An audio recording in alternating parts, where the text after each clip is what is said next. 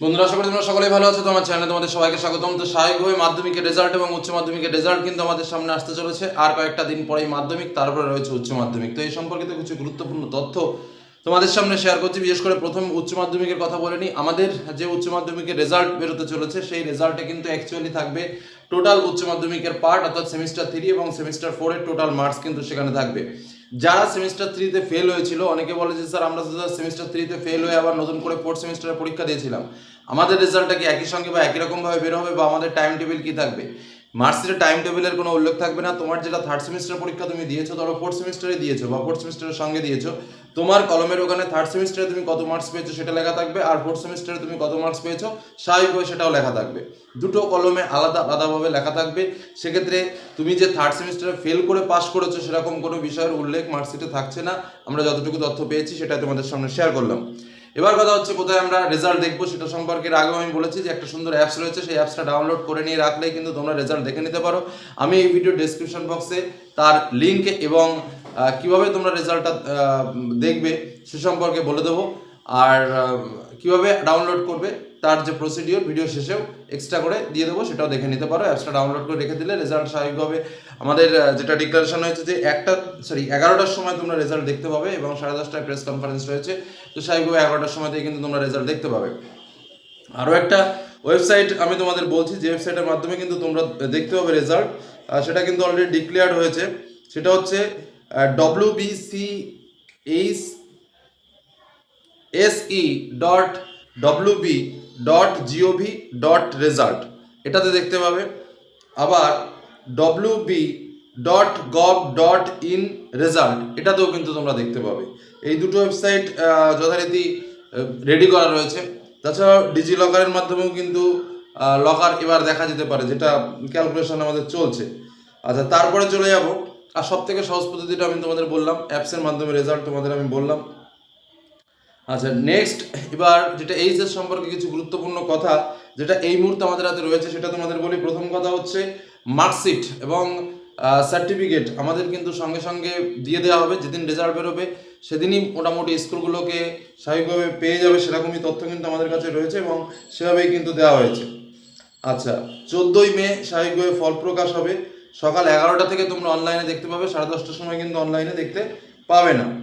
আচ্ছা, এবছর মোট পরীক্ষার্থী যেটা ছিল সেটা হচ্ছে 7,10,811 জন পরীক্ষার্থী টোটাল ছিল। ঠিক আছে। আচ্ছা, তারপরে যেটা বলেছে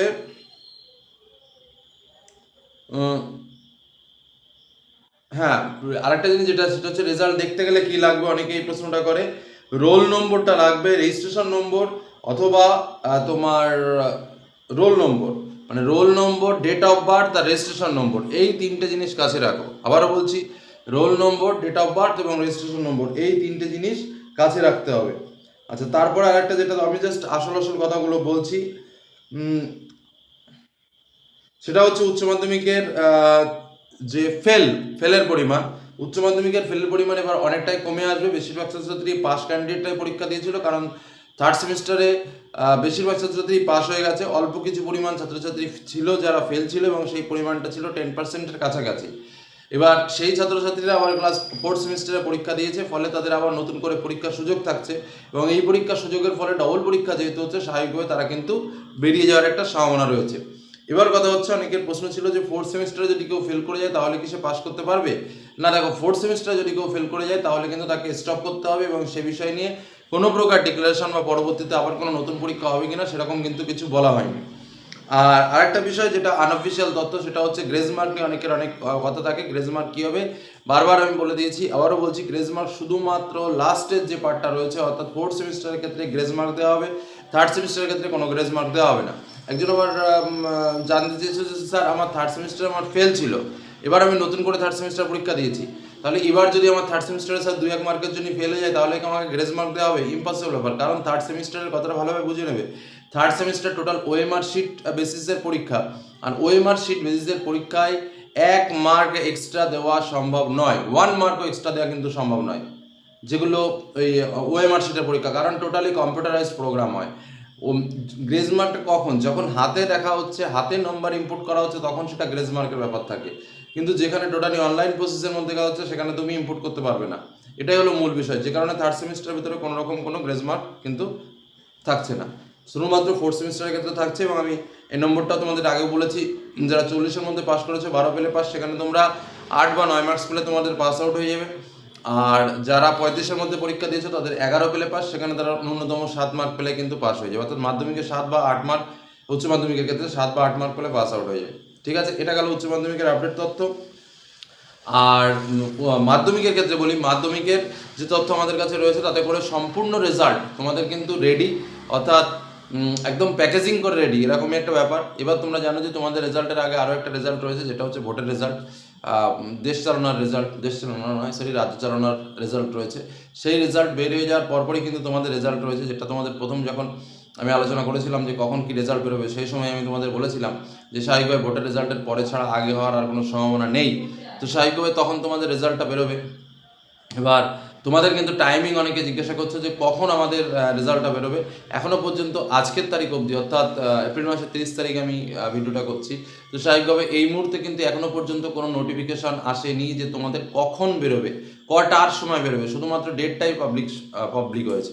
ঠিক আছে, তো যাই হোক, আরেকটা তথ্য পাওয়া গেছে যে সকালে, কিন্তু সকালে যে কখন 10টা নাকি 11টা, আবার অনেক সময় দুপুর 12টাতেও করে দেয়, সে যাই হোক, সেটা যখন নোটিশ আমরা হাতে পাবো তখন আমরা দেখবো। আর একটা বলি, তোমাদের মার্কশিট বা সার্টিফিকেট যেগুলো রয়েছে সেগুলো সব প্রিন্টেড কমপ্লিট। তোমরা কিন্তু 3টে কাগজ পাবে, একটা হচ্ছে তোমরা মার্কশিট পাবে, আর একটা তোমরা অ্যাডমিট কার্ড আগেই পেয়েছো, তার আগে একটা কার্ড পেয়েছো যেটা হচ্ছে রেজিস্ট্রেশন কার্ড, অর্থাৎ তোমরা রেজিস্ট্রেশন কার্ড স্বাভাবিকভাবে পেয়েছো তোমরা, আর যেটা পাবে মার্কশিট পাবে আর সার্টিফিকেট পাবে। এই দুটো কাগজই কিন্তু ভালো করে রেখে দেবে, এবং দুটো কাগজের মধ্যে কিন্তু তোমাদের টোটাল গ্রেডেশন উল্লেখ করে মার্কস দেওয়া থাকবে। তোমাদেরও মেরিট লিস্ট সম্পূর্ণরূপে প্রকাশিত হবে, সাংবাদিক বৈঠকের মাধ্যমে প্রকাশ করবে, আমাদের কাছে যত তথ্য রয়েছে। এবং টোটাল হায়েস্ট মার্ক আমরা তোমাদের আগেও বলেছি যে 89 থেকে 90, 690 বা 92 এর মধ্যে কিন্তু তোমাদের হায়েস্ট মার্ক থাকবে। আর ওভারঅল পাশের হার 86 থেকে 87% এরকম একটা রেশিও থাকবে।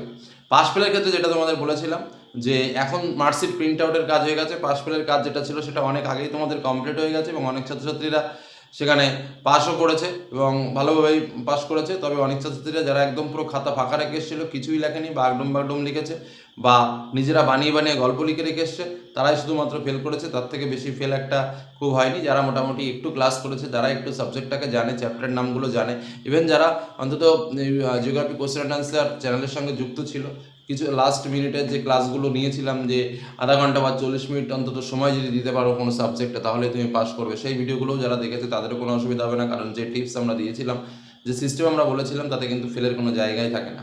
তো যাই হোক, এইগুলো যারা করেছে তারা ভালোভাবে রেজাল্ট পেয়ে যাবে এবং রেজাল্ট দেখতে পাবে, তো পাসও হয়ে যাবে, সে বিষয়ে কোনো সন্দেহ থাকার কথা নয়। এটুকু মাথায় রেখো, যে অ্যাপসটা তোমাদের দিয়েছি লিঙ্ক, সেই লিঙ্কে ক্লিক করে তোমরা ওটাকে ডাউনলোড করে নিয়ে রাখতে পারো, খুব সুন্দর রেজাল্ট দেখায়। তো চলো আমরা এবার একটু দেখে নিই যে অ্যাপসটাকে কীভাবে ডাউনলোড করবো, এবং ওইভাবে ডাউনলোড করে রেখে দাও, তাহলে কিন্তু তোমরা রেজাল্ট ঠিক যখন বেরোবে তখনই কিন্তু তোমরা রেজাল্টটা দেখে নিতে পারবে। চলো দেখে নিই কীভাবে আমরা অ্যাপসটাকে ডাউনলোড করবো। তো স্বাভাবিকভাবে আমরা আমাদের প্লে স্টোরে যাব। প্লে স্টোরে গিয়ে সে মাধ্যমিক বা উচ্চ মাধ্যমিক যে ক্যান্ডিডেটই হই না কেন, এই যে অ্যাপসটা আমরা দেখতে পাচ্ছি, এই অ্যাপসটা আমাদের ডাউনলোড করে নিতে হবে। লিঙ্ক আমার ডেসক্রিপশন বক্সে দেওয়া থাকবে, বা তোমরা মাধ্যমিক রেজাল্ট 2026 বলে লিখে সার্চ করতে পারো, বা ওয়েস্ট বেঙ্গল বা WBCHSE রেজাল্ট 2026 সেটা লিখেও কিন্তু তোমরা সার্চ করতে পারো। শুধুমাত্র এই যে লোগো দেওয়া যে অ্যাপসটা রয়েছে, সেই অ্যাপসটা তোমরা ডাউনলোড করে নেবে স্বাভাবিকভাবে।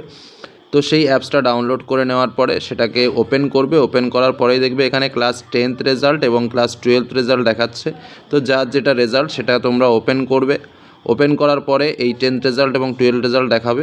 সেখানে 10 হলে 10, 12 হলে 12, তারপরে ক্লিক রেজাল্ট নামে ক্লিক করলে তোমরা দেখতে পাবে মাধ্যমিক বা উচ্চ মাধ্যমিকের রেজাল্ট এবং অথেন্টিক রেজাল্ট, কোনো রকম ভুলভ্রান্তি ছাড়া, হ্যাং হওয়ার কোনো সম্ভাবনা নেই। খুব ভালো রেজাল্ট কিন্তু এই অ্যাপসের মাধ্যমে দেখা যায়। এটুকু বলে রাখলাম, অ্যাপসটি ডাউনলোড করে রেখো। লিঙ্ক ডেসক্রিপশন বক্সে দেওয়া থাকবে। ধন্যবাদ।